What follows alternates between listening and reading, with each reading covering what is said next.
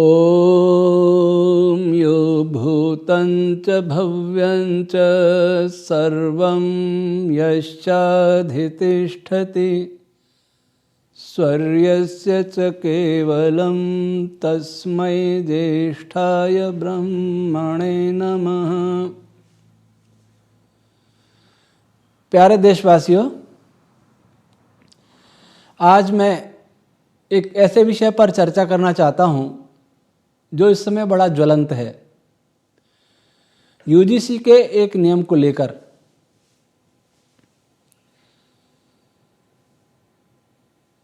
अनेक लोग मेरी वीडियो सुनकर के मुझे सवर्णों का पक्षधर बताएंगे, कोई कुछ कहेगा, कमेंट तो करेंगे ही, पर हाँ, मुझे कोई भाजपाई भी नहीं कहेगा, कांग्रेसी भी नहीं कहेगा। खैर, जो कोई कहे, पर जो कोई अब स्वयं को मनुष्य समझता है,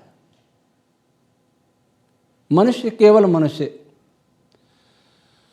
वह कम से कम मेरी बातों से सहमत होगा। और जो स्वयं को सत्य का अन्वेषण करता समझता है, वह भी मेरी बातों से सहमत होगा। और सत्य का अन्वेषण करता केवल मनुष्य ही हो सकता है। और जो इस भारत का हित चाहने वाला है, वास्तव में हित चाहने वाला है, वह भी मेरी बातों से सहमत होगा। और जो संसार का हितैषी है, मानवता का हितैषी है, वह भी मेरी बातों से अवश्य सहमत होगा।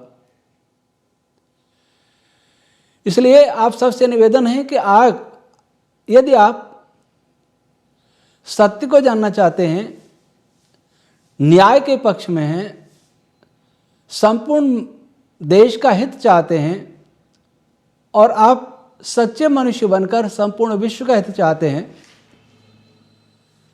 तो इस वीडियो को आदि से लेकर अंत तक पूरा देखें। भले ही आप एक बार में नहीं देख सकते, क्योंकि मैं इसमें केवल समस्या ही नहीं बताऊंगा, उसका समाधान भी बताऊंगा। यूजीसी के इस नए नियम के लिए मैंने कई वीडियो देखी, लेकिन जो मैं सोचता हूं वह कोई सोच नहीं रहा, और जो समाधान मेरे पास है वह भी कोई नहीं बता रहा। न कोई राजनेता इस समाधान को जानता है, न कोई धर्माचार्य, धर्मगुरु शंकराचार्य कोई जानता है, न कोई सामाजिक कार्यकर्ता जानते हैं, और जो जानते हैं वो बता नहीं सकते। आर्य समाज के विद्वान अवश्य जानते हैं, लेकिन वो बताते नहीं हैं, क्योंकि आजकल वे भी आर्यत्व से दूर हट करके वो भी पूर्वाग्रह और अपने अपने स्वार्थ में कहीं न कहीं किसी न किसी से बंधे हुए हैं। कोई मोदी जी का विरोधी है तो कोई कांग्रेस का विरोधी है, कोई मोदी जी का समर्थक है, कांग्रेस का समर्थक, कोई वामपंथ का समर्थक। मैं न किसी का समर्थक न विरोधी, मैं मानवता का समर्थक हूँ, राष्ट्र का समर्थक हूँ, अपने महान पूर्वजों का समर्थक हूँ, वेद का समर्थक हूँ, ईश्वर का समर्थक हूँ। इसलिए मैं जो भी कहूँगा सत्य कहूँगा, कि झूठ मैंने जीवन में बोला भी नहीं। हम सभी अपने पर विचार करें, संसार में देखें, अनेक आपको जीव जंतु, पशु पक्षी दिखाई दे जाएंगे, कीट पतंग दिखाई दे जाएंगे। हम भी उन्हीं में से एक प्राणी हैं। हम कपड़े पहन लेते हैं, भवनों में रह लेते हैं, वे कपड़े नहीं पहनते, भवनों में नहीं रहते, गुफाओं में रहते हैं, पेड़ों पर रहते हैं, मांद में रहते हैं, पानी में रहते हैं। अंतर यही है। भोजन वो भी करते हैं, हम भी भोजन करते हैं। उनके लिए भोजन जो ईश्वर ने निर्धारित किया है वो भोजन करते हैं, हम ईश्वर ने नहीं निर्धारित किया वह भी करते हैं। अर्थात हम उनसे यहां पतित हैं। वे मांसाहारी होते हुए भी बिना भूखे किसी को नहीं मारते। यहां बिना भूखे सबका धन हड़प करना चाहते हैं। ये हम यहां पतित हैं। वे एक मर्यादित जीवन जीते हैं और हमने मर्यादाएं सारी सीमाएं तोड़ दी हैं, ये हम उनसे पतित हैं। वे परस्पर ईर्ष्या द्वेष नहीं करते, परस्पर फूट नहीं डालते हैं, परस्पर राजनीति नहीं करते हैं। हम ऐसा करते हैं, इसलिए हम यहां भी उनसे पतित हैं। ईश्वर ने बनाया तो बुद्धिमान था, लेकिन सबसे ज्यादा निकृष्ट यह मनुष्य हो गया, जो मनुष्य न रह के पता नहीं क्या क्या हो गया। जब परमात्मा ने हमको पैदा किया था तो हम केवल मनुष्य थे, अर्थात विचार करने वाला प्राणी, अच्छे भले का विचार, अच्छे बुरे का विचार करने वाला, सत्य असत्य का विचार करने वाला, हित अहित का विचार करने वाला, ऐसा प्राणी जो दूसरा नहीं कर सकता था।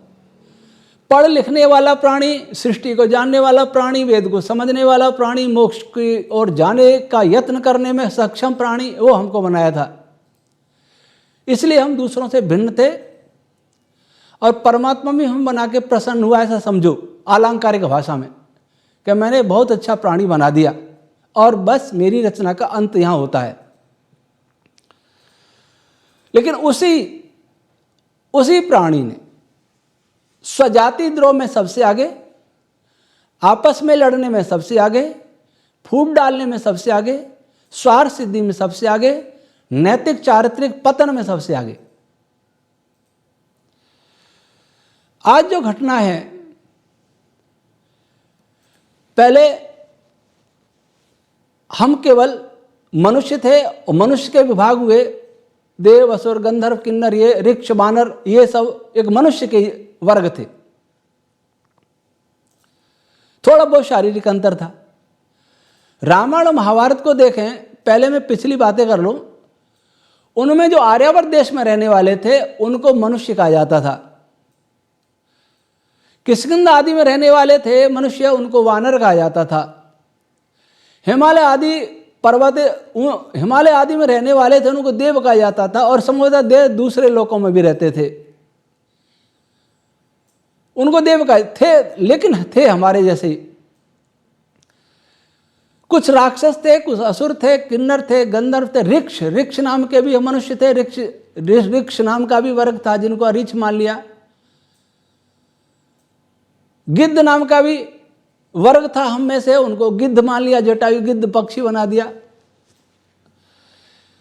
खैर उनको कोई माने न माने, पर इतना मान लें कि हम इस देश के रहने वाले मनुष्य कहलाते थे। अभी संकुचित दृष्टि से इतना ही सोच लें। कर्मों के अनुसार 4 विभाग हुए, ब्राह्मण क्षत्रिय वैश्य शूद्र। एक श्रम का विभाजन था, योग्यता का विभाजन था, कर्म का विभाजन था। जन्म का इसमें कोई कारण नहीं था।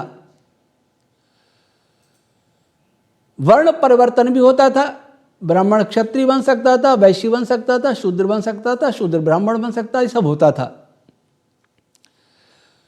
महाभारत काल के समय कुछ रोग लग गया, जन्म से होने लग गया, जन्म से अधिकार का रोग लग गया, इसलिए महाभारत युद्ध हुआ। उसके बाद तो सारी मर्यादा टूटती चलेगी।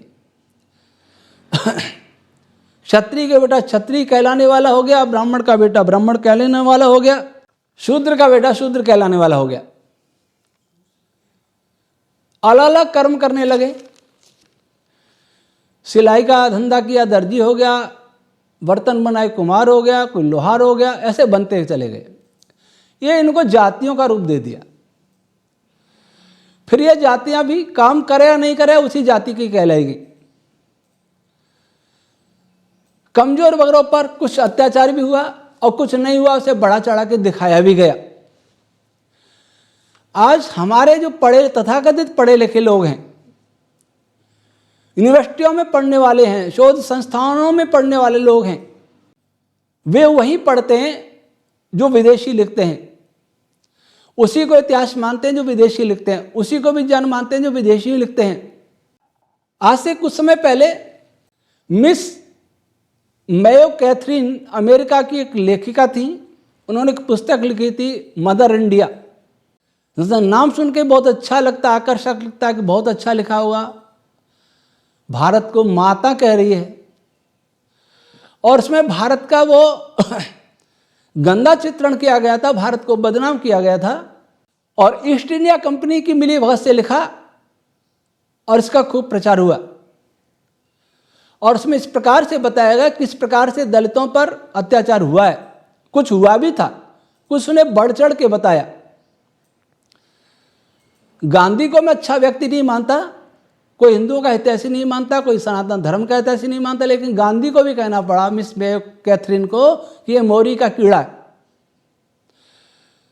रविन्द्रनाथ टैगोर ने भी उसके खिलाफ लिखा, डॉक्टर जगदीश चंद्र बसु ने भी लिखा, औरों ने भी लिखा, लेकिन सबसे अच्छा लिखा आर्य नेता लाला लाजपत राय ने एक पुस्तक लिखी, दुखी भारत।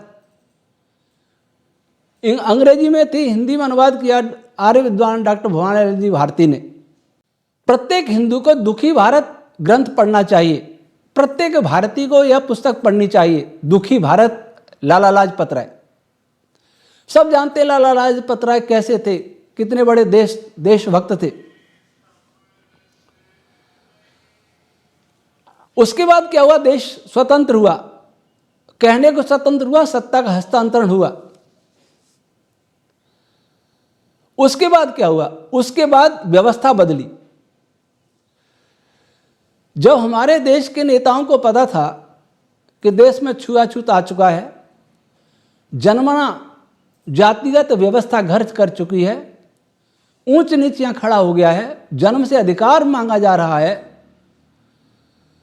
तो उसको ठीक करने के स्थान पर उसी को एक ठप्पा लगा दिया कि यही व्यवस्था ठीक है। जन्म से ही होता है छोटा बड़ा।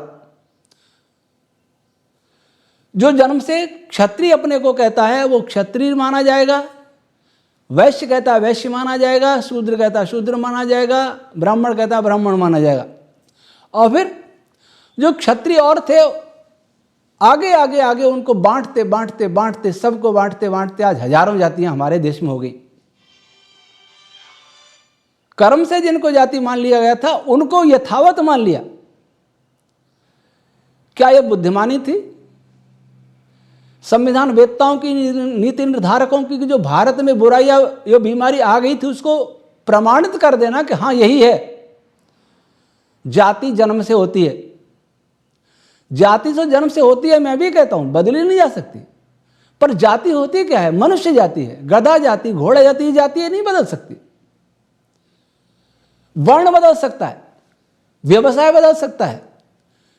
आज जो व्यवसाय नहीं करता, जिसने कपड़े सिलने की मशीन भी नहीं देखी, वो भी दर्जी है। सोना का धंधा नहीं करता, वो भी सुनार है। धंधे छोड़ दिए, लेकिन उसका जाति वो लेवल वही लग गया। तो आज जो चल रहा है उसको देख करके मुझे याद आता है कि 1990 में जालौर बस स्टैंड पर मैं खड़ा था। एक पोस्टर पर मेरी दृष्टि पड़ी, बाम सेफ का पोस्टर था। उसमें लिखा था SC ST OBC इस देश के मूल निवासी हैं। इस देश के मुसलमान अधिकांश तक कन्वर्ट हुए इसलिए वो भी मूल निवासी हैं, ईसाई भी कन्वर्ट हुए इसलिए वो भी मूल निवासी हैं, और सवर्ण विदेशी हैं। आज इस बात को 36 वर्ष हो गए। तभी मेरे मन में आया कि ये विभाजन की ओर ले जा रही है विचारधारा। कौन है? मैंने तो पहली बार नाम सुना था। 2007 में मेरे पास परोपकारिणी सभा अजमेर, जो ऋषि दयानंद की उत्तराधिकारिणी सभा है, उसके मंत्री हुआ करते थे। उस समय संयुक्त मंत्री थे या मंत्री थे डॉक्टर धर्मवीर जी।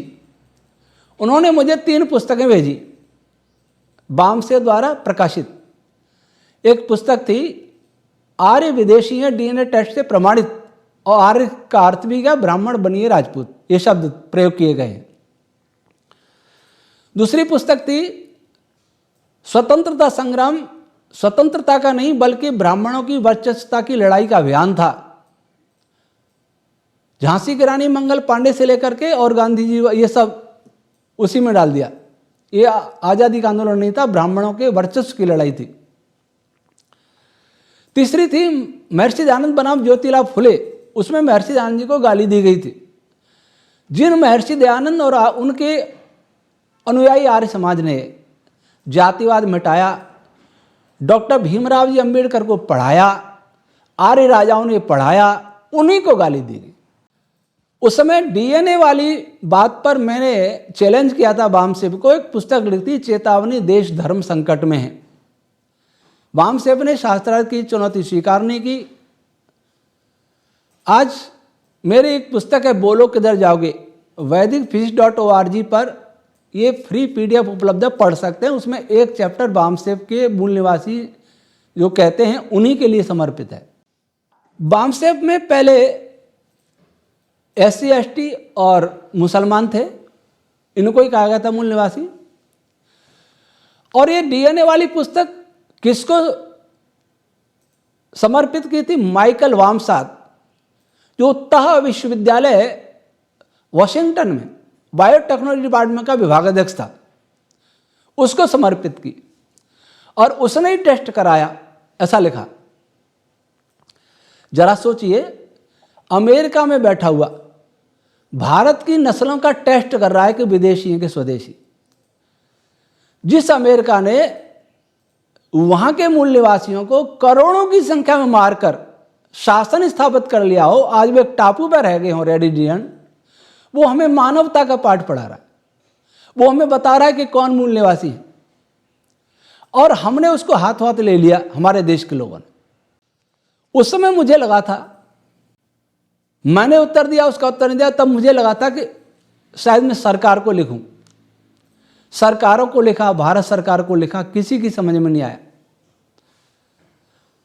राजनाथ सिंह जी गृह मंत्री थे, उनको भी लिखा, उनकी भी समझ में नहीं आया। सभी सरकारों को, मुख्यमंत्री को भेजी कॉपी, किसी की समझ में नहीं आया। और मैंने यहां इसके लिए एक व्याख्यान भी रखा, वामसेप वालों को बुलाया, सब आए और सबने कहा कि हमें पहले पता होता तो इस चक्कर में नहीं फंसते। लेकिन मैं अपने काम में लग गया, मैं एक बड़े काम में लगा हुआ। अब आगे देखिए, मंडल कमीशन, थोड़ा पीछे लौटे। मंडल कमीशन की रिपोर्ट आई और लागू की विश्वनाथ प्रताप सिंह जी के शासन में। भाजपा साथ में थी, कांग्रेस ने नहीं किया ये काम, ये भाजपा ने कर दिया। हिंदुओं को बांटने के लिए एक बहुत बड़ा प्रयास था। SC ST का आरक्षण था, अब OBC आ गए। OBC में बहुत सारे गरीब भी हैं। अब तब भी मुझे लगता है कि इस देश को कोई बाहर से चला रहा है, लगता नहीं है, वास्तविक है बिल्कुल। मैं कई इसके संकेत भी बताऊंगा। पहले वामसेप में SC ST क्यों, OBC पहले क्यों नहीं था? फिर OBC भी ले लिया मंडल कमीशन के बाद, या पहले लिया हो पता नहीं। मैंने तो 2007 में पढ़ा। क्यों पढ़ा? केवल SC ST को लेकर के, मुसलमानों से जोड़ करके भारत को तोड़ा नहीं जा सकता, क्योंकि OBC में बहुत है, जनरल बहुत है, इनको हटाया नहीं जा सकता, इनको सताया नहीं जा सकता, इनको दबाया नहीं जा सकता, इनको भगाया नहीं जा सकता।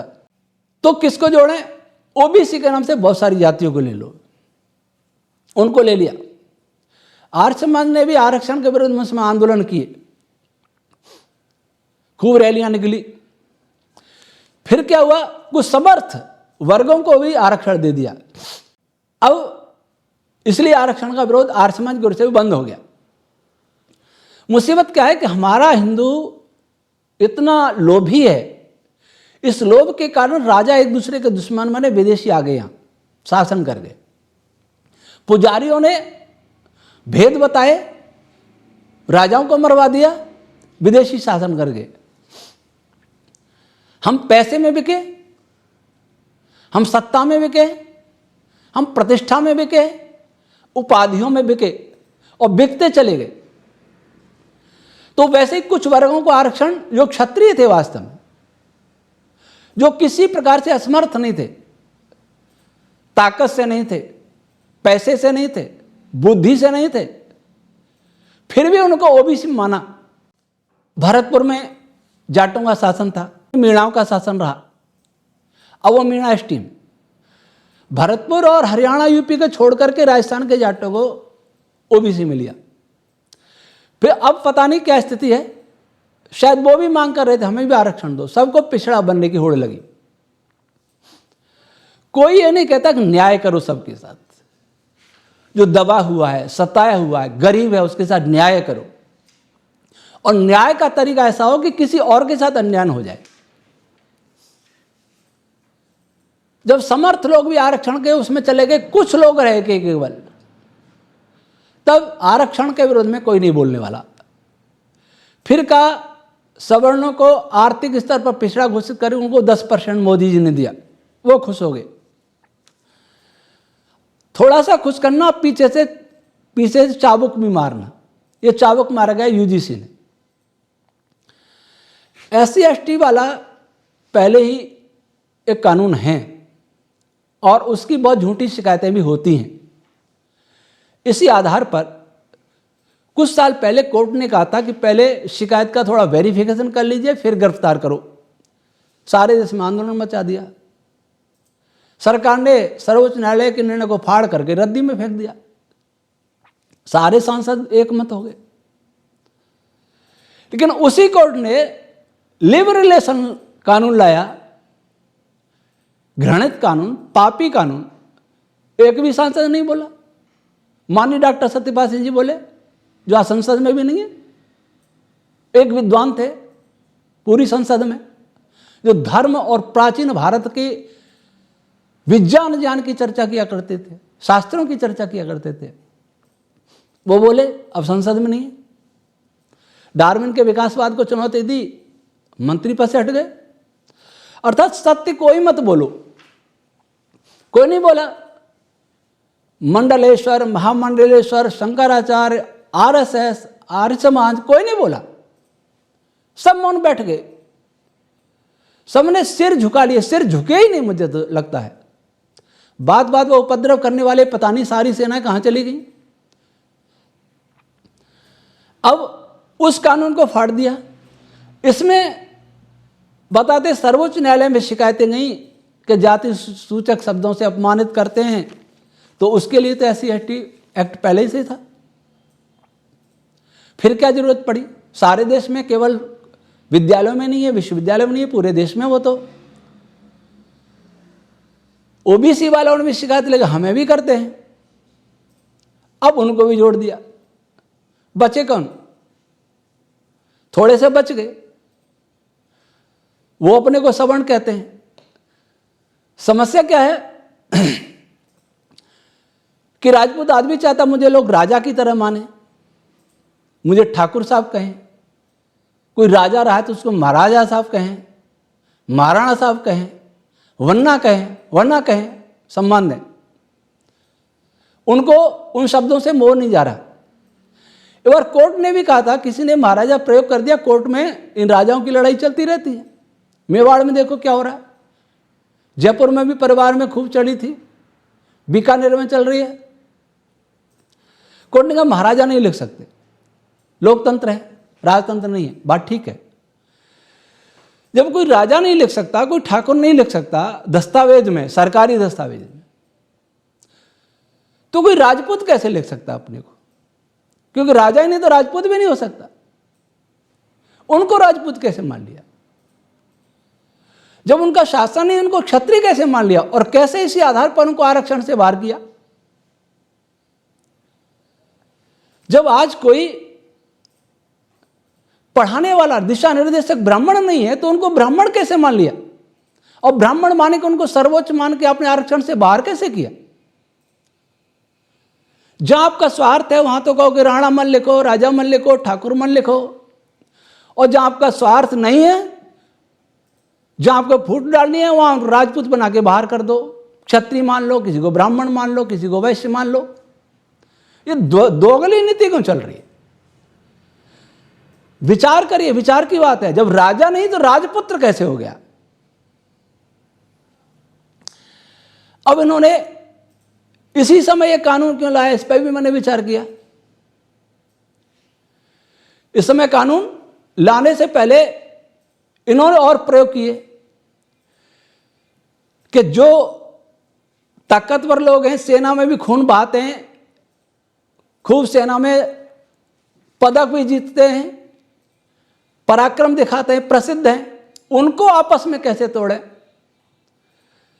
तो एक मेर भोज का मामला उछाल दिया कि गुजर थे, ताकि ये दोनों लड़े, और ये लड़े भी, दोनों ही मूर्ख हैं, समझे नहीं राजनेताओं की चालों को, समझे नहीं उन इतिहासकारों की चालों को जो दूसरी देश की धरती पर बैठे हुए हमें लड़ा रहे, और ये लड़े। इन राजनेताओं ने देखा कि बढ़िया हुआ ये दो तो दुश्मन हुए, फिर कई जगह जाट और राजपूतों को लड़ा दिया ताकि ये मिल न पावे, ये उनकी मनोकामना पूरी होगी। फिर रामलीला सुमन से महाराणा सांगा गद्दार कहलवा दिया, दलित और राजपूत ये लड़े आपस में, और उसमें यादव भी जुड़ गए अखिलेश जी के कारण। अर्थात फूट इतनी गहरी हो जाए जब ये कानून लाओ, फूट गहरी हो गई, इसलिए आज कोई नहीं बोल रहा दूसरा संगठन कि भाई ऐसा मत करो, हम तो एक ही हैं। न कोई जाट कहने वाला कि हम तो एक ही हैं, न कोई गुजर कहने वाला, न कोई यादव कहने वाला, न कोई दलित कहने वाला, कोई ये कहने वाला नहीं है कि फूट मन डालो। कह रहे बहुत अच्छा हुआ, वो कह रहे बुरा हुआ है कि अच्छा हुआ। मैंने एक वामसेव के नेता की वीडियो सुनी, वो कह रहे थे कि पहले इन्होंने हमें सताया, अब हम इनको सताएंगे। ये बात तो ठीक है, सताया, पर भारतीय संविधान ये कहता है कि 10 पीढ़ी पहले मेरे दादाजी ने, मेरे जो भी होंगे, उन्होंने किसी के साथ कुछ किया, उसका दंड 10 पीढ़ी बाद मुझे मिले तो दीजिए। अगर कानून ये कहता है कि पहले किसी ने अपराध किया, उसके बदले आज उसके इतनी वर्षों बाद उसकी पीढ़ी को दंड दिया जाए, तो फिर आप सुन लीजिए, फिर ऐसा ही करिए। पहले मुस्लिम आक्रांतों ने हम पर आक्रमण किया और यहां से सोना चांदी हीरे लूट के ले गए। आप में ताकत है, आप अरब देशों में आक्रमण करें, अपना लूटा हुआ धन वापिस लावें और उनको भी लूट के लावें। जब यहां दंड दिया जा सकता है कि पहले इनके पूर्वजों ने इनको सताया था, इनके पूर्वजों को, इनको नहीं, इनके पूर्वजों को, तो इनको दंड दो। तो जिन्होंने हमें लूटा, इस देश को लूटा, उन देशों को क्या आप लूटने की ताकत रखते हैं? क्या उन देशों से अपना धन वापस ला सकते हैं? क्या उनके धन को भी ले सकते हैं? और उन्होंने इस देश में मंदिर तोड़ करके, हजारों मंदिर तोड़ करके मस्जिदें बना दी।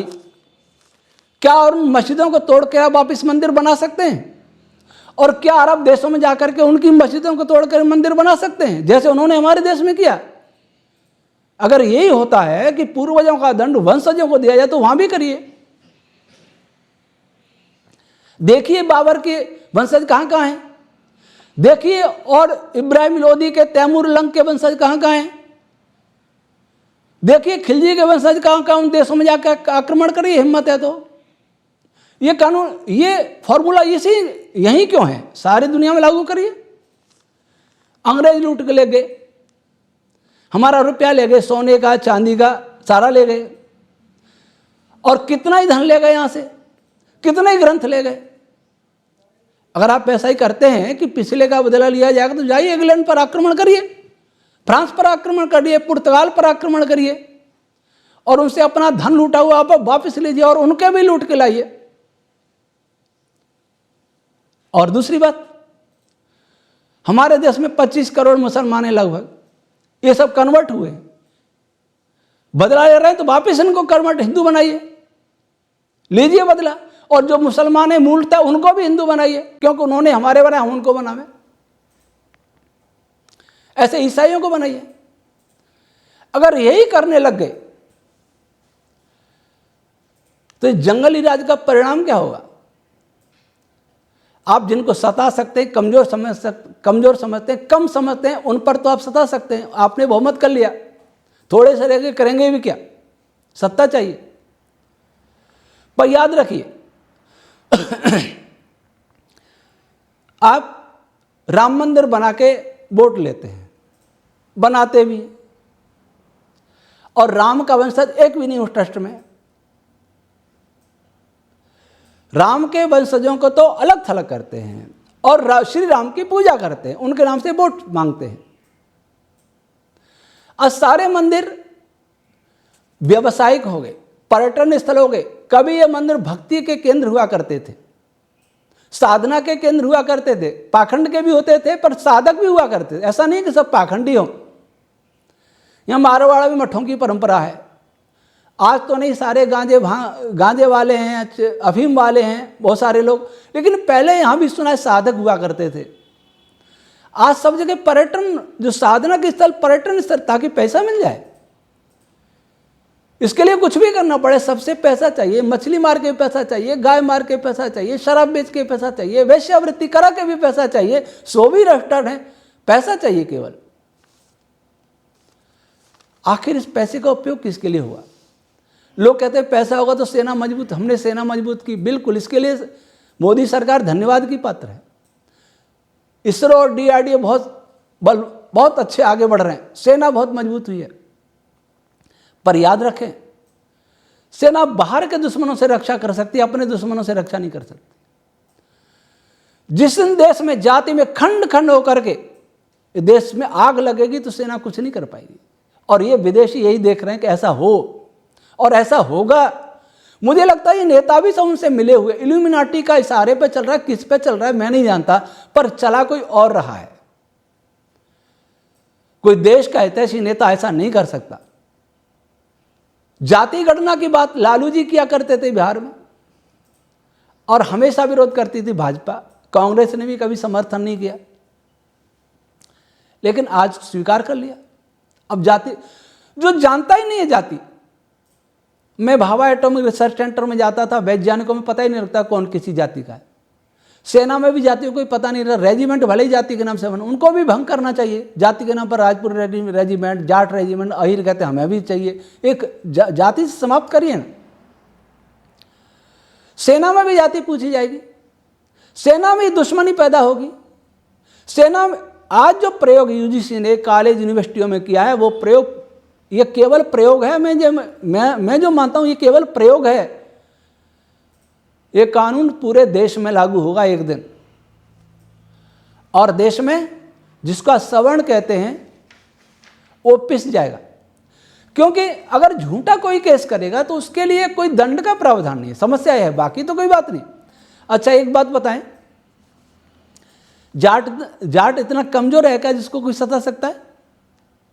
जाट को कोई बनिया सता सकता है, कोई ब्राह्मण सता सकता है, गुर्जर को कोई सता सकता है, अहिर को कोई सता सकता है, किसी को कौन सता सकता है? कोई ज्यादा ही कमजोर सताएगा तो कानून है। लेकिन इनको भी कोई सता लेगा, इनको आपने इतना कमजोर समझ लिया। परंतु लड़ाने के लिए, ताकि एक वर्ग विशेष को टारगेट करके इनको पीड़ित किया जाए, उसके बाद इनको निपटेंगे, एक एक करके निपटा जाएगा। 4 बैलों की कथा है ना। शेर ने 4 बैलों को, शेर जब मारने जाता चारों इकट्ठे हो जाते, तो शेर ने एक को कह दिया ये सारी घास तेरे से की 3 चर जाते, तू अकेला इधर चला कर, ऐसे चारों को खा गया। वह नीति अपनाई जा रही है। कोई देशभक्त तो ऐसा नहीं कर सकता, विदेशी शक्तियां हैं। भले ही हम ट्रंप के सामने नहीं झुके, चीन के सामने नहीं झुके, किसी और देश के सामने नहीं झुके, लेकिन हम झुक रहे हैं उनके सामने जो अदृश्य शक्तियां। अमेरिका के डीप स्टेट काम कर रहा है इसके लिए। वही इतिहास लिखता है वहां से, वही घृणा पैदा करता है, वही घृणा यहां प्रयोगात्मक रूप में लाई जाती है। कोई समझाने वाला नहीं है कि तुम एक हो। कल मैं हिंदू सम्मेलन में गया, संघ की ओर से आयोजित था, संघ के प्रांत प्रचारक भी थे। मैंने कहा कहाँ हिंदू सम्मेलन कर रहे हो? सबकी आपकी अपनी बनी जातियां हैं, और नहीं कोई जानता है तो पूछेगी सरकार की जाति बताओ। ये आग लगानी थी तो देशभक्त क्यों बनते हो? फिर आग लगाने के लिए वे और ही बहुत थे।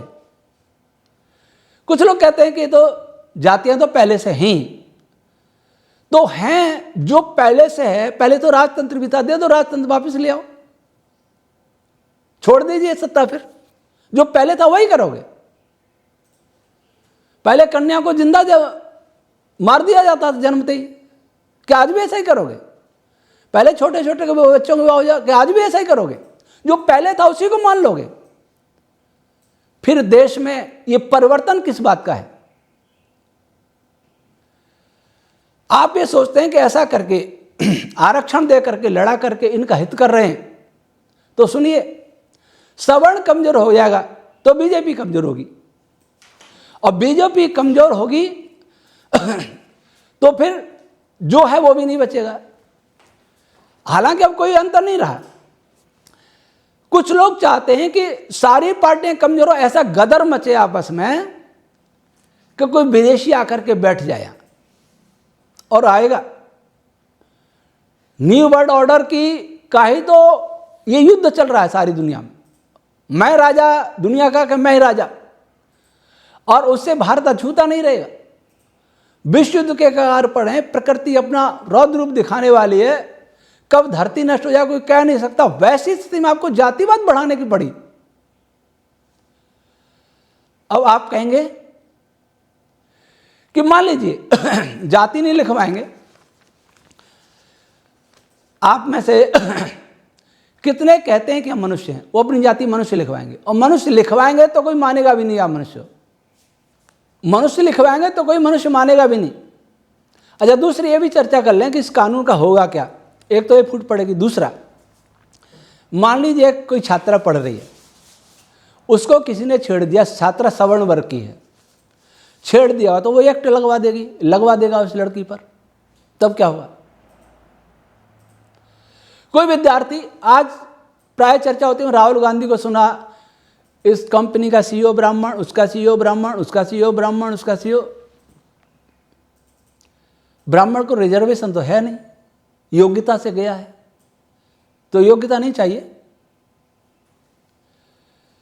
ये लोग योग्यता से जा रहे हैं। आपने क्यों माहौल पैदा नहीं किया कि एक सड़क पर झाड़ू लगाने वाला भी योग्य बन सके, वन पर्वतों में रहने वाले भी योग्य बन सकते हैं। आपको चाहते नहीं कि वो योग्य बने। वो कैसे बनेंगे मैं बताऊंगा। तो जो भी प्रतिभाशाली होगा उसको इस प्रकार से साइड में किया जा सकता है। विरोध कौन करेगा? बहुसंख्यक, तो ये तो अल्पसंख्यक रह गए, सारे मिलकर कुछ भी कर सकते हैं, क्योंकि उनके खिलाफ तो कुछ होगा नहीं। कांग्रेस लाने वाली थी लक्षित हिंसा निरोधक कानून, सोनिया गांधी, मनमोहन सिंह जी के समय में, तब बीजेपी ने इसको रोका। बीजेपी ने सोचा कि तुम क्यों ला रहे, इसको तो हम लाएंगे आगे, इसका फायदा तो हमें मिलने दो। SC ST OBC सबका वोट मिले, फिर सवर्णों को कौन पूछे, भले ही जाने छोड़ के बीजेपी, क्या फर्क पड़ेगा, इसलिए रोका। अब यही UGC में लागू कर दिया, वही का वही, कोई खास अंतर नहीं। कोई कहेगा नियम है, अभी कानून नहीं बना, कानून भी बन जाएगा, क्योंकि सांसद तो जो ऊपर से कहते हैं वही करना ही है सबको, कोई विरोध में नहीं जाएगा। क्यों, बहुमत किसको खोना। और हम लोग भी इतने गिर चुके हैं कि अपना ही स्वार्थ देखेंगे। आज देखेगा चलो हमसे संबंधित नहीं, ठीक है, OBC भी आगे बढ़िया रहा, SC आगे, ST आगे बढ़िया, और ये भी आगे बढ़िया रहा। क्या कभी सोचा कि भेदभाव जनरली करता है क्या? OBC वाले SC ST से भेदभाव नहीं करते क्या? और SC वाले स्वयं आपस में नहीं करते क्या? SC ST आपस में नहीं करते क्या? भील और मेघवाल यहाँ राजस्थान में, हमारे UP में जाटा बोलते हैं, इनमें भेदभाव। मेघवाल हरिजन में भेदभाव, मेघवाल बाग, उस भेदभाव का कौन मिटाएगा? ये कहते हो ब्राह्मणों ने भेदभाव करवाया, सिखाया, तो इनमें किसने सिखा दिया? ये कहते हो ब्राह्मण हमारे घर आते नहीं, तो आप इनमें से भेदभाव कहां से आया? इस भेदभाव को कौन मिटाएगा? सब जगह आज सारे OBC भेदभाव करते हैं SC ST के साथ, तो उनके लिए ये क्यों नहीं है? उनमें भी आपस में ऊंचा नीचा समझते हैं, उनमें भी क्यों नहीं? और एक दिन ऐसा होगा कि उनमें भी आपस में खून बहेगा। कुछ लोग आरक्षण से ऊंचे उठ जाएंगे, वो अपने वर्ग के गरीब लोगों को नीचे समझेंगे। आप में से कोई ये क्यों नहीं सोचने के लिए तैयार है कि वो भारतवासी है, कहने को हिंदू, अर्थात वोट डालो, बटन दबाओ EVM का, उस समय कह लो हिंदू, बाकी फिर लड़ते रहो। यही योजना आपकी, हिंदू हिंदू करके। महापुरुष भी जाति में बट गए, हर महापुरुष को अपनी एक एक जाति ने पकड़ लिया, और महापुरुषों के DNA भी बदलने लगे। एक बार एक उज्जैन से हमारे पास आए, बड़े राष्ट्रवादी व्यक्ति बनते थे। ओके, बप्पा रावल भील थे। मैं बहुत बढ़िया कहाँ से पढ़ा और सहम गए, कुछ बोल नहीं पाए। बप्पा रावल भील थे से दो बातें सिद्ध हुई कि जितने भी बप्पा रावल के वंशज हैं सिसोदिया वो सारे भील हो गए, तो उनको भी एसटी का आरक्षण दे दो, उनको राजपूत क्यों माना? या फिर भील भी राजपूत है, उनको भीलों को राजपूत मान लो। कुछ लोग कहते हैं कोल्हापुर नरेश, बड़ौदा नरेश ये दलित थे, ठीक है चलो मान लो। तो फिर ये मत कहो कि ब्राह्मण हमें राज करने नहीं देते थे, हमें नीचा दिखाते थे, वो तो दलित तो राजा बन गए। आप कह रहे हो राजा थे, तो भेदभाव कहाँ रहा? कहीं तो टिको। कोई कहते हैं मीर वंश गुजर थे, तो फिर गुजरों को राजपूत मान के उन्हें आरक्षण बंद करो। या प्रतिहार वंश के राजपूत है, उनको भी गुजर मान के उनको भी आरक्षण दे दो। कोई तो मानक रखो कि जो अपने को राजाओं का वंशज कहता है वो राजपूत है, उसको जनरल में लाओ। पर ऐसा नहीं करेंगे। कमजोर हिंदू कैसे हो? यहां न्याय कहीं नहीं है, राजनीति है। और राजनीति में नहीं, राज अनीति है, राजानीति है, राज अनीति। इसका परिणाम यह होगा कि प्रतिभाशाली पढ़ नहीं पाएंगे, नौकरी नहीं कर पाएंगे, और या तो भूखे मरेंगे या कहीं विदेश जाएंगे पढ़ने के लिए। जिनके पास पैसा हो जाएंगे, नहीं होगा तो नहीं जाएंगे। अब प्रश्न उठता है समाधान का। सरकार तो समाधान नहीं करेगी, राजनीतिक पार्टियां कोई समाधान नहीं करेगी। ऐसा लगता है कि ये देश मिटने वाला है। हुंकार भरे भाषण देना अलग बात है। विदेश नीति अच्छी है, लेकिन देश नीति बहुत खतरनाक है। कोई हिंदू और मुसलमान को लड़ाता है, कोई हिंदुओं को हिंदुओं से लड़ाता है। एक व्यक्ति है दो भाइयों को फूट डाल के लड़ाता है, एक व्यक्ति है दो पड़ोसियों में फूट डाल के लड़ाता है। कौन बुरा है निर्धारण आप कर लीजिए। दो पड़ोसी हिंदू मुस्लिम दोनों को लड़ाता है, और एक परिवार के दो भाइयों को लड़ाता है। कौन बुरा है? निर्णय आप करिए। मुसलमानों से डरा के हिंदुओं के वोट लेना और हिंदुओं में फूट डालना। मुसलमानों से खतरा है, मैं भी मानता हूं, पर उस खतरे के लिए क्या यह उपाय है कि हिंदुओं को तोड़ दिया जाए? वो इसी ताक में बैठे कि हिंदू टूटे और फिर हम देखेंगे। आज जो ये निशाना बनाया जा रहा है, वामसेप के नीति में यह भी है कि सवर्ण विदेशी हैं, ब्रह्मा विष्णु महादेव राम ये सारे विदेशी थे। एक तो मानव ये कहने लगे कि हमने ओबीसी को भी भगवान बना दिया। जानते हैं कौन? भगवान कृष्ण जी महाराज, उनको ओबीसी बताने लगे। इतना बुद्धि में कचरा भर गया हो कि वहां भी ओबीसी पहुंच गई 5000 वर्ष पहले। उस देश का कैसे उद्धार होगा? एक महामानव कह रहे हैं कि महर्षि परशुराम ब्राह्मण नहीं थे, बढ़ई थे, राजस्थान के वसम सुथार, इसलिए फरसा अच्छा फरसे से लकड़ी कटती है कि कुल्हाड़ी से कटती है? पर बुद्धि कहां से आवे? एक ऋषि धनुर्वेद के जाता, इतने बड़े वैज्ञानिक, विश्व प्रसिद्ध योद्धा, वो सुथार थे, कारपेंटरी करते थे, लकड़हारे थे। मैं नहीं करता, लकड़हारा बलवान नहीं हो सकता, पर मैं कह रहा हूं कि जो योद्धा हो गया, वैज्ञानिक हो गया, वो सुथार कहां रहा? कारपेंटर तो कारपेंटर लकड़ी का काम कर रहा है, वो योद्धा बनते क्षत्रिय बन गया। गुरुओं थे क्षत्रियों के, इसलिए ब्राह्मण थे। वहां तक पहुंच गया उनका जातिवाद, वहां तक पहुंचा। कौन प्रेरित कर रहा है? क्या आप प्रत्येक देशवासी को सोचना चाहिए। आज मेरी बात को सुनने वाला कोई अपने को राजपूत समझ के सुन रहा होगा, कोई जाट समझ के सुन रहा होगा, कोई गुजर समझ के सुन रहा होगा, कोई ओबीसी समझ के और ओबीसी समझ के सुन रहा होगा, कोई दलित समझ के सुन रहा होगा। ये समझ के मत सुनो, आज मनुष्य समझ के सुनो। और मनुष्य रहोगे तो सब बच जाओगे, मनुष्य नहीं रहोगे तो कोई बचने वाला नहीं। आपस में लड़ोगे तो दूसरों के हाथ मारे जाओगे, बाद में जो बचेगा वो उनके हाथ मरेगा। क्योंकि उनके यहां दो ही शब्द है, मोमिन और काफिर। या तो मोमिन बनोगे या काफिर बनोगे, और काफिर बनोगे तो मृत्युदंड। मोमिन बनोगे या काफिर रहोगे, और काफिर का मृत्युदंड, फिर देखना क्या होता है। अभी जब आप इतनी फूट नहीं है, तब भी आपको उनके इलाके में जी नहीं पा रहे ढंग से, और फिर एक ये जोशीले नारे और देते, पीओ के ले लो, सिंध ले लो और ले आओ, जनसंख्या का संतुलन और बिगाड़ दो। उनसे बाद में लड़ना, पहले आपस में लड़ लो, आपस में लड़के जो बचोगे वो फिर उनसे लड़ लेना। कुछ नए तरीके अपना रहे हैं, कुछ कह रहे हैं संपत्ति सारी आदिवासियों के, इसलिए मेवाड़ में पहुंच गया ये भारत सरकार। हम भारत सरकार हैं, कोई नियम नहीं, वो कानून तोड़ रहे हैं। एक मुझे भी मिले, मैंने सुना तो मैं तो अलग हो गया, ये क्या तरीका है। पर तरीका किसी का कोई है, देश को सब ले अंधकार की ओर जा रहे हैं, गृह युद्ध की ओर ले जा रहे हैं। वो देखना चाहते हैं कि मैं जीतूं कि मैं जीतूं, गृह तो होना है।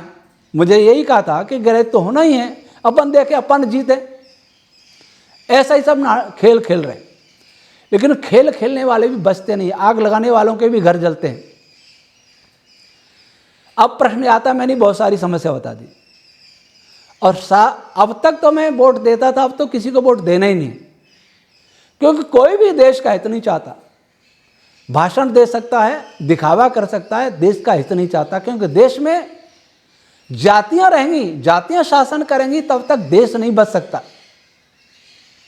सेना भी बिखरेगी, देखना, सेना भी बिखरेगी। मैंने उस व्यक्ति से ये कहा था, सेना में विद्रोह करोगे, क्या होना ही चाहिए, सेना भी बिखरेगी, क्योंकि वहां भी जाति गणना वहां भी होगी ना, और वहां भी एक कानून लग जाएगा जो आज यूजीसी में पूरे देश में हो, तो वहां भी लग जाएगा। चीन तो इसी इरादे से बैठा क्या हो, मैंने बहुत साल पहले पढ़ा था कि चीन ने किसी साइड पर लिखा था कि 30 टुकड़े करने हिंदुस्तान के, बिल्कुल होंगे अगर यही चला तो। मुझे नहीं लगता कि इनको समझ है कि नहीं है, या ये जानबूझ के कर रहे हैं, क्यों कर रहे हैं मैं नहीं जानता, केवल राजनीति कर रहे हैं। राजनीति करना ऐसे बहुत भारी पड़ेगा।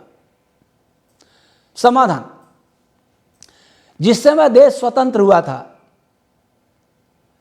तब आपको यह देखना चाहिए था कि भगवान राम के राज्य में क्या व्यवस्था थी, महाभारत से पहले क्या व्यवस्था थी, महाराजा हरिश्चंद्र, राजा दिलीप, राजा रघु की व्यवस्था क्या थी, राजा भरत, चक्रवर्ती सम्राट भरत की व्यवस्था क्या थी।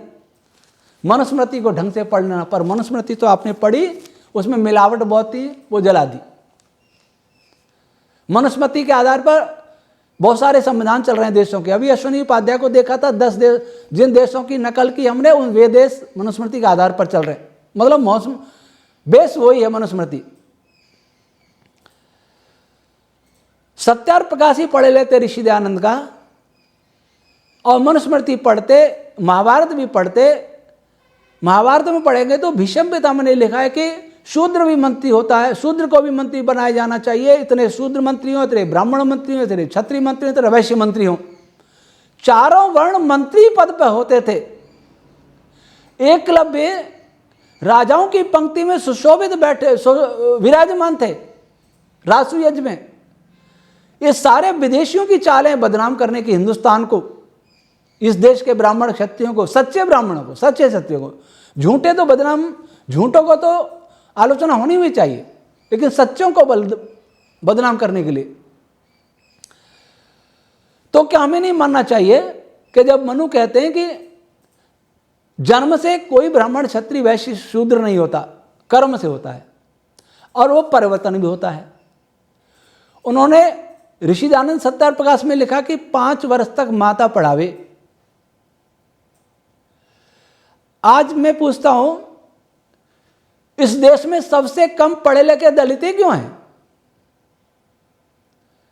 मेवाड़ में जाओ, पहाड़ियों में देखो, जिनकी पढ़ने की आयु है वो जंगल से फल ला करके बेचते हैं, बेचारे कहीं गाड़ियों से टकरा जाते होंगे। 75 साल में आप उनका उद्धार नहीं कर सके आरक्षण से। पाहुआ है, बहुत सारे भील हैं, वो जोगी हैं, नट हैं, उनका क्या भला किया आपने? ये पूर्वांचल के मेरे पास एक ब्रह्मचारी है त्रिपुरा से, वहां की स्थिति बता, रोना आता है। जंगलों में उनके पास जमीन नहीं, थोड़ी थोड़ी जमीन दी, कैसे जिए? क्या स्थिति है उनकी? क्या भोजन करते हैं?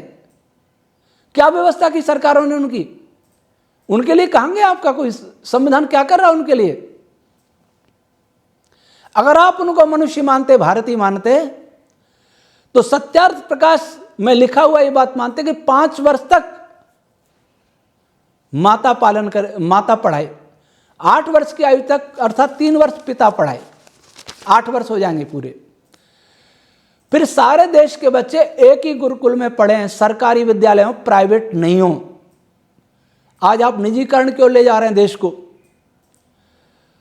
शिक्षा भी बिक रही है, न्याय भी बिक रहा है, चिकित्सा भी बिक रही है, जबकि ये 3 जरूरी है, मौलिक अधिकार होना चाहिए। मौलिक अधिकार शिक्षा का बनाया है, पर उस विद्यालय में होता क्या है? सारे दिन डाटा भेजते रहो, एक बच्चा 300 पेड़ लगावे, 300 पौधे लगावे, ये तुगलकी फरमान जारी हो रहे हैं यहाँ राजस्थान में। 1000 बच्चे होंगे, 3 लाख पेड़ लगाओ, कहां लगाएगा? पढ़ना नहीं है, झूठे आंकड़े भरने, ये शिक्षा का बंटा ढार हो रहा है। इसलिए जिनके पास पैसा है वो प्राइवेट विद्यालय में पढ़ते हैं। प्राइवेट विद्यालय खोले इसलिए जा रहे हैं ताकि उसमें धनियों के बच्चे पढ़ रहे हैं और गरीबों के बच्चे यहीं मरे। इतना आरक्षण देने के बाद भी कौन सा आरक्षण होड़ करने वाला अंबानी परिवार के किसी बच्चे से बराबरी कर सकता है? कौन सा आरक्षण पाने वाला किसी बड़े नेता के बच्चों से बराबरी कर सकता है? आरक्षण तो मिला, पर गांव के विद्यालय में तो पढ़ेगा। पैसा नहीं है शहर में, आपने अम्बेडकर छात्रावास भी खोल दिए, पर उसी के आधार पर क्या उनका मुकाबला कर लेंगे? क्यों नहीं पढ़ पाए? कितने छात्रावास हैं? और क्या गरीब ब्राह्मणों में नहीं है? जिनको ब्राह्मण कहते हो, मैं तो नहीं कह रहा, मैं तो मनुष्य कह रहा हूं, पर आप जिनको कहते क्या उनमें गरीब नहीं है? क्या क्षत्रियों में गरीब नहीं है? गरीबी देखो तो सबकी देख लो, पर नहीं देखेंगे, आपको बांटना है। पर ज्यादातर गरीब दलित वर्ग में है, ये निश्चित है, SC ST में है। उनके हित की बात कर रहा हूं और सबके हित की बात कर रहा हूं। अगर सारे देश में प्राइवेट विद्यालय, प्राइवेट विश्वविद्यालय, प्राइवेट शोध संस्थान सभी बंद हो जाए, नहीं सभी बंद हो जाए, केवल सरकारी रहें, 8 वर्ष बाद देश का प्रत्येक बच्चा विद्यालय में अनिवार्य रूप से भेजा जाए। नहीं आवे तो माता पिता दंडनीय हो, अध्यापक नहीं, अध्यापक खोज खोज के नहीं लाएंगे, माता पिता दंडनीय हो। देश का राष्ट्रपति, प्रधानमंत्री जैसे कोरोना में सबको बार बार संबोधित किया था, जैसे पर आसमान टूट रहा है, वैसे अब भी संबोधित करके देखें कि प्रत्येक माता पिता विद्यालय में बच्चों को भेजें। आपको पढ़ाई का पैसा नहीं देना, आपको भोजन का पैसा नहीं देना, कपड़ों का पैसा नहीं देना, बीमार हो तो दवाई का पैसा नहीं देना, पुस्तकों का पैसा नहीं देना, हम सब देंगे। गरीब से गरीब भी पढ़ जाता। खर्चा क्या रहता? माता पिता, 2 दादा दादी आपस में कर लेते, खा लेते। गरीब होते उनको सहायता करो, आप जैसे अब कर रहे हैं। एक भी जो जंगल में दूर दराज में रह रहे हैं, पहाड़ों में रह रहे हैं, बेचारों को पानी झरनों का पीते हैं, वो तो चलो ठीक है, पर भोजन नहीं है, मांस मछली खाते, कपड़े नहीं है, बिजली नहीं है, बीमार हो तो चिकित्सा के लिए पैसा नहीं है, बच्चों को पढ़ाने के लिए नहीं है। वो सारे बच्चे पढ़े लिखे होते। सफाई करने वाला, आप जो सफाई कर रहा है, जिससे दूसरे ऐसी वाले सारे भेदभाव करते हैं, देखिए ना धरातल पर आके कौन भेदभाव करता है, उसका बच्चा भी पढ़ता। पाउआ नट जोगी का बच्चा पढ़ता। जितने भी गरीब हैं सबके बच्चे पढ़ते, अमीर के भी बच्चे पढ़ते, अंबानी के भी बच्चे पढ़ते, अडानी के भी पढ़ते, मोदी के परिवार के पढ़ते, ये और दूसरों के परिवारों के पढ़ते। एक जैसा भोजन मिलना चाहिए था, एक जैसे कपड़े मिलने चाहिए थे, एक जैसा आसन होना चाहिए था, एक जैसी पाठ्य पुस्तकें होनी चाहिए थी, एक जैसा सिलेबस होना चाहिए था। मुंबई में स्कूल बहुत अच्छा है, दिल्ली में बहुत अच्छा है, जोधपुर में कम अच्छा है, जालौर में और कम अच्छा है, भीनमार में और कम अच्छा है, और भागलपुर में और कम अच्छा है। ये नहीं चले, ये नहीं चलना चाहिए। एक जैसा हो सब जगह। अंबानी अडानी चाहे तब भी अपने बच्चे को कुछ एक्स्ट्रा नहीं दे सकें खाने पीने के लिए सुविधा। यहीं दरी पे बैठना पड़ेगा, पढ़ना पड़ेगा, एक जैसी सुविधा होंगी। जाति किसी की नहीं होती, कोई जाति से अपनी केवल गोत्र हो, ताकि सगोत्र में विवाह हो जाए। अवैज्ञानिक है, रोग कारक है। जाति आपको भुलानी थी, आप तो खोद खोद के याद दिला रहे हैं तू उस जाति का है। क्या बुद्धि खराब नहीं हो आपकी? खोद खोद के याद दिला रहे हो, जिसको नहीं पता वो भी जातियां निकल के आ रही। 75 साल में जातियां भूल जाते, कोई लड़ता नहीं।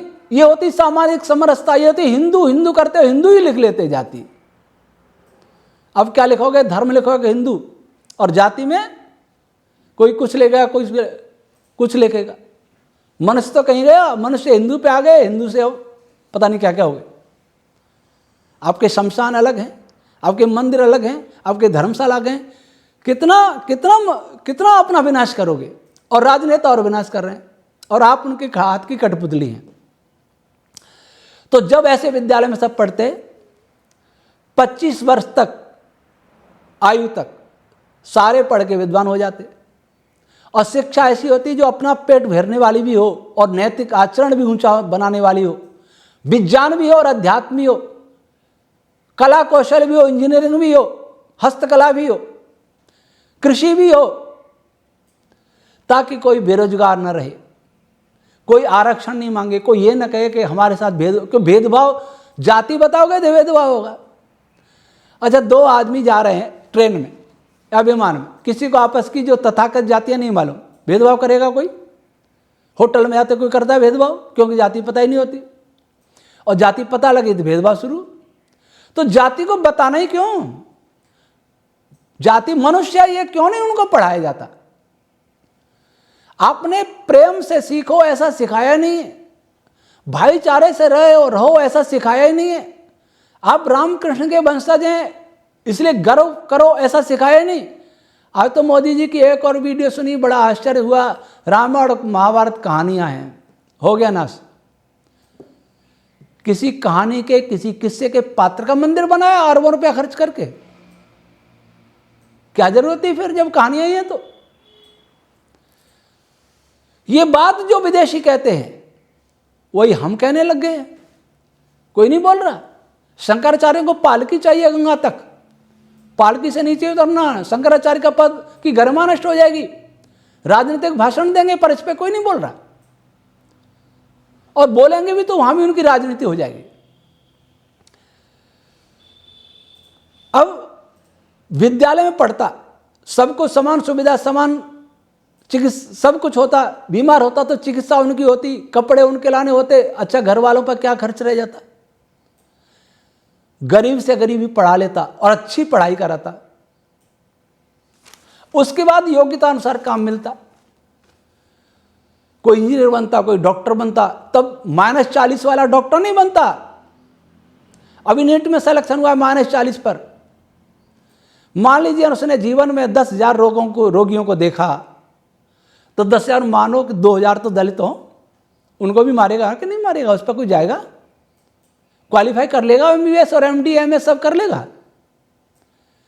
कर क्या रहे हो आपने ये प्रणाली, ये क्यों नहीं सोचा कि सबको शिक्षा का समान अवसर होना चाहिए, और सबको समान वस्त्र होने चाहिए, सबको समान भोजन होना चाहिए, सबका समान सिलेबस होना चाहिए, सबको समान सुविधा होनी चाहिए? ये क्यों नहीं सोचा? संविधान कहता है सबको बराबरी का अधिकार। कहाँ बराबरी का अधिकार? जातियों के नाम पर आप लड़ाते हैं, महिला पुरुष के नाम पर आप लड़ाते हैं, बच्चे और बूढ़ों के नाम पर आप लड़ाते हैं, मजहब के नाम पर आप लड़ाते हैं, भाषा के नाम पर आप लड़ाते हैं, क्षेत्र के नाम पर आप लड़ाते हैं। जितने अवसर मिलते हैं लड़ाने के लिए वो आप करते हैं। सब पार्टियों के लिए कह रहा हूं। एक भी बिंदु बता दो कि जिसमें आप ये कहते हैं कि सब मिलकर रहो। आज क्या हो रहा है?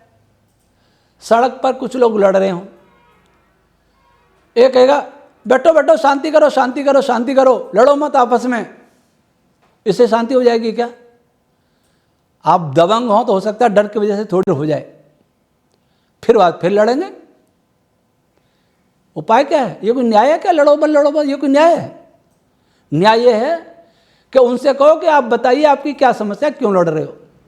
लड़ाई का कारण जानो, सबकी बात सुनो, फिर उसका समाधान करो, वो शांति होगी। मुसलमानों की सुन रहे हैं आप, सुनिए, सुननी चाहिए। इसी देश के नागरिक हैं, उनको भगाया नहीं जा सकता। जो सोचते हैं भगा देंगे वो मूर्खता है।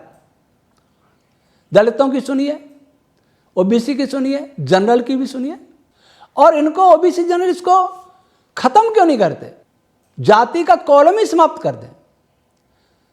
जन्मेगा तब भी जाति, मरेगा तब भी जाति। हत्या हो जाएगी ना तो फला जाति का मरा, विशेषकर दलित मारा गया, दलित पीड़ित हुआ। दूसरा हो तो नहीं बताएंगे, मुसलमान मरेगा तो बता देंगे। कौन चला रहा है? ऐसा चलाने वाला क्या देशभक्त हो सकता है? देश का हितैषी हो सकता है? हिंदू हितैषी हो सकता है? आज में अगर आज जो निशाने पर है, वामसेप का अगला निशाना वेद है, ऋषि मुनि हैं और ये मंदिर हैं। उनकी पुस्तक है मेरे पास, झूठी देवता, देवता झूठे देवता, ये भी पुस्तक है। आज नोट कर लीजिए कि आज तो केवल जनरल वाले सताए जाएंगे, कल को इन मंदिरों में जो मूर्तियां वो कहेंगे ये जनरल थे, राम क्षत्रिय थे, इनका मंदिर तोड़ो। ब्रह्मा जी ब्राह्मण थे, इनका मंदिर तोड़ो। ये भी होगा आज, देखना आगे चल करके। आज मंदिरों के नाम से वोट लिए जाएंगे, कल मंदिर टूटने के नाम से वोट लिए जाएंगे, क्योंकि आपके साथ बहुमत होगा। मुसलमान भी मिल जाएंगे, बहुत आनंद आएगा। चलो, जो हमने काम औरंगजेब, अकबर, बाबर के समय में किया था, आज फिर करने का मौका मिला है, ये फिर होगा। और क्या होगा? कोर्ट कहेगा अंत्येष्टि नहीं करनी, इलेक्ट्रिक से करो। पेड़ काटने पड़ते हैं, आपकी अंत्येष्टि क्रिया भी नहीं हो पाएगी, जो संस्कार है वो भी बंद होंगे, वो भी वेद मंत्रों से वो भी बंद होंगे। बहुत कुछ पाबंद है। और वेद भी प्रतिबंधित होगा, एक दिन वेद भी प्रतिबंधित होगा। बहुत कुछ परिवर्तन होने वाला है, लेकिन आप बिल्कुल नहीं समझ रहे। इन जातियों से मुक्त हो जाओ। जातियों का पट्टा गले में लटकाए फिर रहे हैं, जातियों के सर्टिफिकेट लेके फिर रहे हैं, इनको फाड़ के फेंको। और जाति लिखाने आवे तो अपनी जाति मनुष्य लिखो, नहीं लिख सकते तो हिंदू लिखो, धर्म लिखो सनातन, जाति लिख दो हिंदू। नहीं लिखे तो सरकार से मांग करो, विरोध करो, हम ये गणना नहीं होने देंगे, हम तो हिंदू लिखवाएंगे, हम तो मनुष्य लिखवाएंगे। और मनुष्य लिखें तो सबसे अच्छा। आखिर इसी भूमि से हम पैदा हुए, उसी परमात्मा ने हमको पैदा किया, उसी हवा में हम सांस लेते हैं जिसमें सब लेते हैं, उसी अन्न को हम लेते हैं, उसी जल को हम पीते हैं। कहां से भेदभाव रह गया? भेदभाव पैदा करने वाले दुश्मन थे, जिन्होंने हमारे ग्रंथों में छेड़छाड़ की, चाहे वो भारतीय थे विदेशी थे। इस पर भी मैं ग्रंथ लिख रहा हूं, किसने की? आज आप उन्हीं के जाल में फंसे हैं। उस जाल से मुक्त करने के लिए ऋषि दयानंद आए थे, उस जाल से मुक्त कराने के लिए हमको स्वामी श्रद्धानंद आए थे। दोनों ने बलिदान दे दिया। पंडित लेखराम जी ने बलिदान दे दिया, महाशय राजपाल ने बलिदान दे दिया। लेकिन उन बलिदानों को आपके पास याद करने का समय भी नहीं, आपको याद करने का अवसर ही नहीं, बुद्धि नहीं, इतनी नैतिकता भी नहीं कि उनका कृतज्ञता तो मान लें। तो आज इस देश को बचाना चाहते हो, सनातन धर्म को बचाना चाहते हो, अपनी संस्कृति को बचाना चाहते हो और मानवता को बचाना चाहते हो, तो आप इसका विरोध करें। जो अपने को दलित समझते हैं वो सोचें कि मैंने जो फॉर्मूला दिया है एकता का, समानता का और आपके उद्धार का, वो इससे अच्छा है कि नहीं। इस आरक्षण से आप किसी बड़े पूंजीपति की टक्कर नहीं दे सकते उसके बच्चे को, लेकिन मैंने जो फॉर्मूला दिया मेरा नहीं है, ऋषियों का है, ऋषि दयानंद का है, मनु का है, प्राचीन ऋषियों का है। उस फॉर्मूले से आप सबके बराबर खड़े हो सकते हैं। आपको कोई कहेगा ही नहीं दलित, आपका कोई उपहास नहीं करेगा, क्योंकि किसी की जाति होगी ही नहीं। जाति बताओगे फिर झगड़ोगे, फिर शिकायतें करोगे। इसलिए जो अपनी जातियों पर अहंकार करते हैं वे भी सुन लें, और जो अपनी जातियों से स्वयं को लज्जित समझे वे भी सुन लें। सभी ईश्वर की संतान है, इस धरती की संतान है, इसलिए धरती को मां कहा जाता है। हम एक हैं। अनेकता में एकता एक नारा हिंदू की विशेषता एक लगाया, जिसने भी लगाया वो इस हिंदू का हितैषी नहीं था, हिंदू का विरोधी था या मूर्ख था। आज होता है क्या, बड़े पद पर होता है वो सोचता है मैं बहुत विद्वान हो गया, पैसे वाला होता है सोचता है वो मैं बहुत विद्वान हो गया, मीडिया में किसी बड़े मीडिया का मालिक वो सोचता मैं विद्वान हो गया। ये विद्वान आ गए बिना शास्त्र पढ़े ही शास्त्रों पर चर्चा करके इतिहास को किससे कहानी बताने लग जाते। इसलिए प्रत्येक देशवासी का कर्तव्य है कि विश्व की परिस्थिति बहुत तेजी से बदल रही है, सारे दुनिया में उथल पुथल हो रही है। मैं तो सोचता हूं हो जाए तो ठीक है, परमाणु युद्ध सब समाप्त हो जाए तो अच्छा है, क्योंकि धरती रहने लायक नहीं रही। अब तो कोई कोई मुझे भी कहते हैं देश छोड़ दो, आपके वैदिक साइंस की बात यहां कोई नहीं सुनेगा, कोई पार्टी नहीं सुनेगी और नहीं सुन रही, कोई पार्टी नहीं समझेगी। पर मैं भी कहां जाऊं, कोई देश मुझे दिखता ही नहीं जो अच्छा हो। कभी ऐसा अवश्य लगता है ये छोड़ के साधना करो। जिनके लिए हम प्रयास कर रहे हैं, रात दिन तपस्या कर रहे हैं, इतने साल मेहनत कर रहे हैं, 20 वर्ष हो गए मेरे को, 22 वर्ष हो गए इस काम में लगे हुए, लगभग 21.5 वर्ष, इसलिए कि अपने देश का ऐसे टूटता देखूं, जलता देखूं, मरता देखूं। और ये हमें हमारे लोग, हमारे ही चुने हुए लोग हम ही को सताएं। हम तो दुनिया को मानव बनाने का सपने देख, कृणवंतो विश्व, हम विश्व को श्रेष्ठ बना, ये नारा लगाते। हम तो कहते तुझ में ओम, मुझ में ओम, मन में ओम, सब में ओम समाया, सबसे कर लो प्यार, जगत में कोई नहीं पराया। और ये सब पराये बना दिए, सबको काट दिया, जातियों के नाम पर, भाषाओं के नाम पर, मजहबों के नाम पर, क्षेत्रों के नाम पर। किसके लिए कर रहे हैं? कभी ऋषिदानंद भी दुखी होते थे कि जिनका हम सोचते हैं वे ही मुझे पत्थर मारते हैं, पर क्या करूं।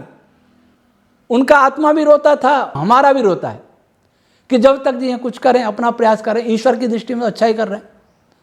और जो हमसे तो सब जुड़े हैं, हमारे तो कोई जातिवाद होता नहीं, सभी जुड़े हैं और श्रद्धा से जुड़े हैं। उन श्रद्धा वालों से मैं कह रहा हूं कि मेरी बात को ध्यान से सुनें, इसको समझें, अंतर्मन में उतारें, स्वार्थों से ऊपर उठें और इस वीडियो का ज़्यादा से ज़्यादा प्रचार करें। और एक हमारी पुस्तक है जातिवाद और भगवान मनु, वो भी शायद वेबसाइट पे है, उसका भी प्रचार करें, वहाँ पढ़ के देख लें। बहुत बड़ी पुस्तक नहीं है, बोलो किधर जाओगे पढ़ें। 2 पुस्तकें समाज को बदल सकती हैं, समाज में एकता स्थापित कर सकती हैं, समाज में शांति स्थापित कर सकती हैं। जो देव में शांति, पृथ्वी शांति, अंतरिक्ष शांति की बात करते थे, अंतरिक्ष वनस्पति की शांति बात करते थे, सभी देवों में शांति की बात करते थे, वे भारतीय आज क्या हो गए हैं? मंत्र है देव शांति अंतरिक्षम, रोज प्रार्थना होती है हमारे यहाँ। क्या हो गया उनको? घर में भी शांति नहीं, पड़ोसी में शांति नहीं, गांव में शांति नहीं, शहर में शांति नहीं, प्रांत देश कहीं शांति नहीं। कोई ऐसा नेता नहीं है आज देश में जो शांति की बात करता हो, एकता की बात करता हो, समानता की बात करता हो, मानवता की बात करता हो। समानता की बात करते हुए भी आघात करता है समानता पर। यदि ऐसे आघात होते रहे तो 20-25 साल बाद ही परिणाम देख लेना क्या होगा। वैसे तो प्रकृति दंड देगी, वो एक अलग विषय है, उस पर बहुत बोल चुका। और प्रकृति दंड दे अच्छी बात है, एकदम दंड दे सब मरें तो ठीक, लेकिन पीड़ित करते करते ये मारेंगे हमें। ईश्वर सबके आत्मा में सत्य का अंकुर पैदा करे, पर ईश्वर क्या करेगा ये नहीं करेंगे तो। God helps those who help themselves, बहुत पहले पढ़ा था। ये तो खुद कुछ नहीं करेंगे, ये तो बिगाड़ेंगे। लेकिन साधु बने हैं, परोपकार के लिए बने हैं, तो हम परोपकार करते ही रहेंगे जब तक हमसे हो सकेगा। जितना हो सकेगा सत्य बोलते रहेंगे, सबके तुम बोलते रहेंगे। ईश्वर हम सबकी रक्षा करे। ओम शम।